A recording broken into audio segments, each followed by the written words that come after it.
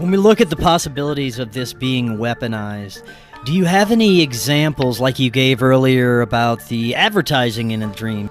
Has anyone been experiencing different types of sleep paralysis experiences that may indicate their dreams are being hacked or there is some sort of technological interference? Yeah, good question. I'll give you one little example in my own life, which is silly, but if expanded upon, could be quite terrifying. This is the way human psychology works.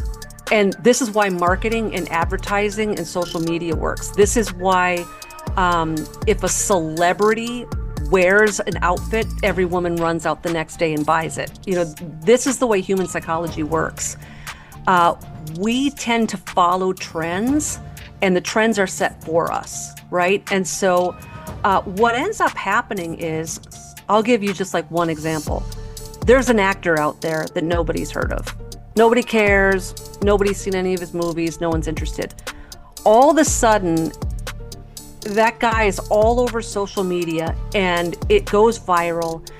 There's 3 million hits in a week, and there's 5,000 comments from women saying, he's so hot, he's so hot, he's so hot. All of a sudden now, you interact with that.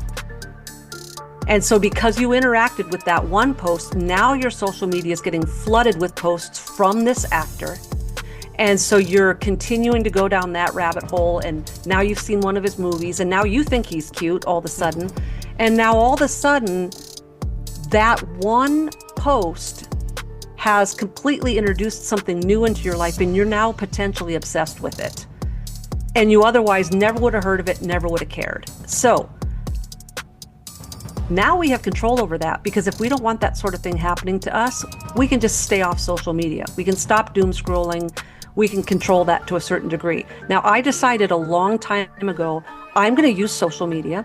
I'm not going to live in a cave. I'm not a Luddite, but I'm not going to let the internet tell me what I like. I'm not going to let it tell me how to dress. I'm not going to let it tell me how to talk. I spent tens of thousands of dollars getting an English degree, and I'm not going to start talking like a moron in my 50s. I'm just not going to start using a bunch of socially engineered, stupid pop culture terms that the internet makes up. I'm not going to talk like a robot. I'm going to talk like an articulate speaker of the English language. So I'm not going to let the internet teach me how to talk. So because of that, I interact with my social media in a beta state, and I'm just very intentional with it.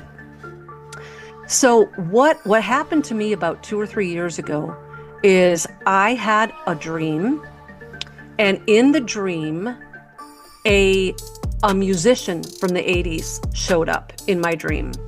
And it was someone that my brother had been obsessed with probably back in 1985 or, whatever, and hadn't really given much thought to the guy since then. So this guy shows up in my dream, and I don't know that I even remembered it when I woke up.